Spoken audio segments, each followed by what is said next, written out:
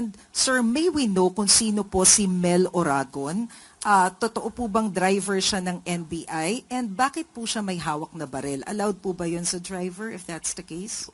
Well, sa ngayon po, when binalidate po namin yung pong aming records ng aming po mga ahente at mga employees, siya po ay hindi po opisyal na empleyado ng NBI. Ngunit nung aking pong nagkaroon na po ako ng sariling investigasyon, lumalabas po na siya ay parang volunteer kasama po ng mga ahente po. No?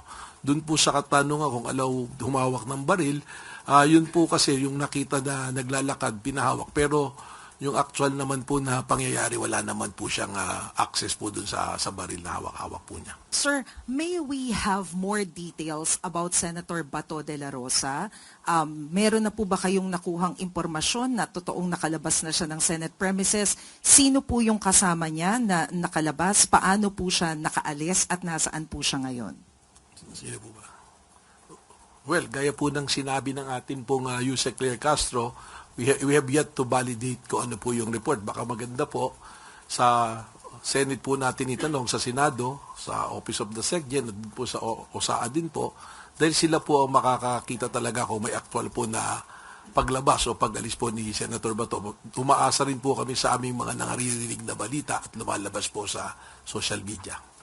But may we know kung ano po yung directives ni President Marcos when it comes to arresting Senator Bato?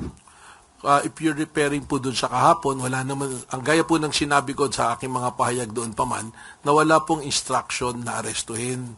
Katunayan, kausap ko po buong araw si Secretary Bida ng DOJ kung saan po napapaloob ang National Bureau of Investigation. At ang sabi lang po, respondihan namin yung kahilingan ng GSIS, subalit hindi kami mag-a-approach kahit po nga dumaan doon si Senator Bato ay ang ano namin is to monitor sapagkat alam po naman nating lahat na mayroon pong kaso na ongoing ngayon sa Supreme Court at wala man pong TRO pero from the point of view of lawyers po gaya ng DOJ, 3 araw lang, 72 hours po yung binigay na palugit para po sumagot yung kampo ng gobyerno at yung kampo ni Senator Bato. Kaya ang tingin po natin dito ay magkakaroon kaagad ng mabilisang resolution po ang ating pong Korte Suprema na mas mabubutihin po natin na huwag muna pong kumilos ng hindi naaayon sa magiging direksyon po ng Korte. Ano po? And sir, may we know kung sino po si Mel Oragon? Totoo po bang driver siya ng NBI? And bakit po siya may hawak na baril? Allowed po ba yun sa driver if that's the case?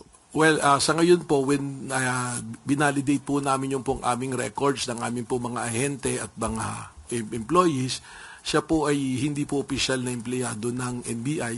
Ngunit nung aking pong nagkaroon na po ako ng sariling investigasyon, lumalabas po na siya ay parang volunteer kasama po ng mga ahente po. No? Doon po sa katanungan kung alaw humawak ng baril, yun po kasi yung nakita na naglalakad, pinahawak. Pero yung actual naman po na pangyayari, wala naman po siyang access po dun sa baril na hawak-hawak po niya. So, sir, sorry, panghuli na lang. So, kasama po siya nung mga NBI agents na nag-assist sa GSIS? As a driver po ng grupo po. Yun po yung report sa akin ng mga NBI. But officially, he is not a member or employee po ng National Bureau of Investigation. Kasi po, sa mga operation po namin, just to educate po ang ating po publiko, lahat po, pag operations po kasi, mayroon po talaga mga tinatawag na force multipliers, yung mga volunteer po. Para po kasi sa kakulangan po ng tao, tsaka meron po din kami tinatawag na mga alpha or assets, yan po na rin yung mga ginagamit namin to solicit intelligence report po para sa aming mga operations po. Thank you, sir. Salamat po. Sunod na tanong mula kay Katrina Domingo, ABS-CBN. Sir, ipinapavalidate lang po, yun po bang mga responde sa GSIS para i-secure or armed NBI agents? Well, yung request po kasi sa amin na sulat na aking natanggap ng alas 5:08 p.m. po kahapon mula po kay GM Vic Veloso is to secure and panatilihin po yung kapayapaan and peace and order. So pag may request pong ganon, talaga pong nakabihis naman po ng ano tawag dito, yung pong kanilang ordinary gear na ganyan, dala po talaga yung mga ganyan na arms. Ano po? Sir, bakit po may drilling involved? Can you categorically explain to the public bakit po may drilling involved?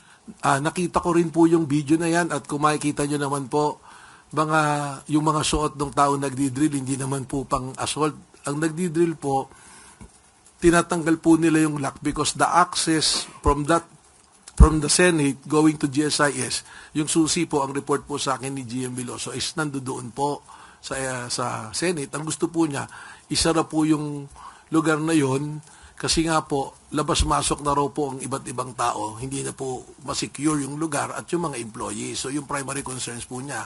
Kaya kung makita niyo po yung video, drilling, tapos sinarangan po ng mga metal cabinet para hindi po madaanan na yung lugar po na yon. Sir, in a span of 3 days, 3 beses pong nalusutan, if that is the proper term, ni Senator Ronald De La Rosa ang NBI. First, hindi nahabol sa stairwell ng Senate. Pangalawa po, kahapon, supposedly, nagkagulo doon sa Senado and he was holed up in his office. At ngayon naman po, nakaalis sa Senate without the NBI knowing exactly kung nasan po yung senador. To what do you attribute these lapses or these discrepancies? Hindi naman po siguro lapses. There's our operational requirement po. Number 1, yun doon po sa Senado nung hindi po siya na-aresto. Naikwento ko na po yan eh. Kaya nga po ako humihiling ng buong kopya ng CCTV mula nung dumating siya sa parking kung kanino siya nakasakay na sasakyan hanggang sa pumasok. Dahil lang nakita na lang po nating video, yung takbuhan na lang yung habulan. Hindi po na ipakita ron na magsiserve na ng warrant, kakausapin na po si Senator Bato, tinakel niya po yung babaeng ahente. Kaya po nagkaroon ng takbuhan. At nung nagdeklara po ang Senado na protective custody nila si Senator Bato, minabuti po namin na irespeto yung sinabi na yun ng Senado sapagkat ang respeto po natin sa co-equal branch po na executive ay nandoon. Yung pong mga issue ng legal na wala namang ganong basihan, hindi na po natin po napag-uusapan. Kaya naman, nung dumating na po sa korte, na-validate naman din po yung naging desisyon ng NBI na wag pong arestuhin si Senator Bato. Ito naman pong pangalawa, gano'n na rin po yun, karugtong na meron pong pending na kaso sa Supreme Court and the strict instruction is wag pong arestuhin. And at the same time, ang gusto po ng ating pong pamahalaan, i-maintain na yung peace and order, mataas na po masyado yung po bang pagtatalo-talo, pag-aaway-away ng iba't ibang grupo. Ito naman po, hindi pa naman po validated kung talagang nakalis na po siya sa Senado at kung saan po napunta. Ma'am, sorry, last on my end for this round. Based on the premise or the timeline na nilatag po kanina ni Undersecretary Claire Castro, how convinced is the Executive Department doon sa mga swirling rumors na the chaos in the Senate yesterday was staged, allegedly? Well, that is a part of an ongoing investigation. Ipinasok naman po lahat yan. Sa ngayon po, magkatulong po ang NBI at ang PNP. Re-reviewin po natin yung mga footages kung may mga CCTV at we will use po yung atin po mga forensic capabilities para malaman po natin kung ano po talaga yung nangyari. Ano po. Sunod na tanong mula kay Ivan Mayrina, GMA. I address the question to the Chief PNP and the NBI Director. Sir, may we get a categorical answer related to sa tanong ni Katrina? Would you say that the incident at the Senate last night was staged for whatever reason? Kaya po nung sinabi ko, Sir Ivan, yan po ay bahagi pa ng ating ongoing investigation. Ang mapari lang po naming mailahad sa inyo, yung pong inilahad din ni Yusek Claire Castro na factual kung paano po nangyari. We'd rather not draw conclusion po sa isang ongoing investigation, but rest assured po that we have final result of the investigation ay papaalam po natin to sa publiko. Tama po yun. On the part of the Philippine National Police, katulad nung sinabi ko kanina, papasalamat ako, nandito ang ating Director NBI. In as much as the Philippine National Police, siya po ang maglilid ng investigation dito. And of course, we need to account kung sino ang may armas or sino ang security forces na nandun. Of course, meron tayong GSIS building, security, and nandyan na rin ang NBI na were requested to beef up the security at that building. As well as we have the GSIS building being occupied by the Senate.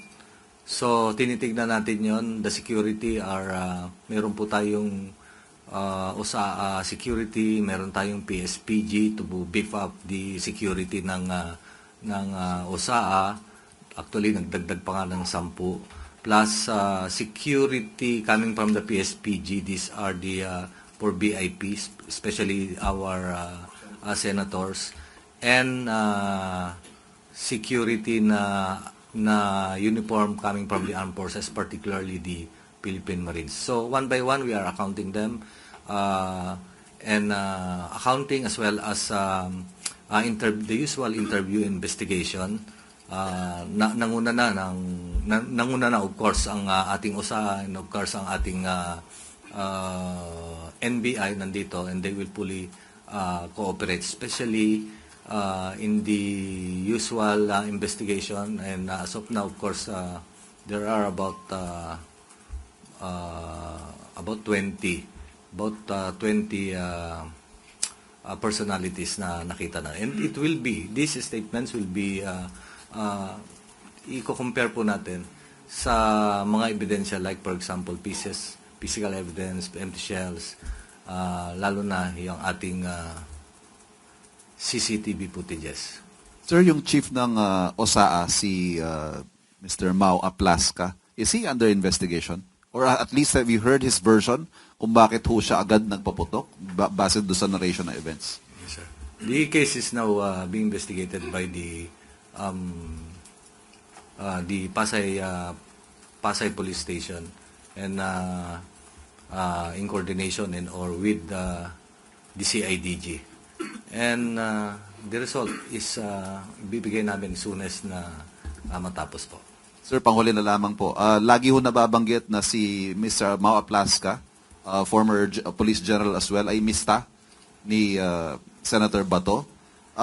Bilang isang PM mayor din po. Tapos hindi maiwasang mamalisyahan, ika nga, na ngayon po nare-report that Senator Bato is already out of the Senate premises. Meron ho kayang relasyon, may kaugnayan ito, yung the relationship of PM mayors and helping each other out? Well, on my part, I'm a graduate of Philippine Military Academy. Pagdating sa organization yun, of course, doon ako natuto. But, isa sa mga natutunan natin is, of course, isa lang like investigator. Let no person deter you from the truth, and to ensure that justice is done. Sir, last We na lang will po. ensure that. Last na lang po kay Director Matibag. Sir, kahapon kagabi sa pahayag ng Pangulo, ang sabi niya, tinawagan niya agad kayo, tinanong niya, may NBI ba doon? Sinabi niyo po wala. Pero nabanggit niyo po ba sa kanya na nagpadala kayo ng tao sa GSIS? Well, malinaw po yun. I think the President is referring to the Senate grounds kasi ang pumasok naman pong ulat talaga, nagbarilan sa Senado. Hindi po ba narinig naman po niyo yun?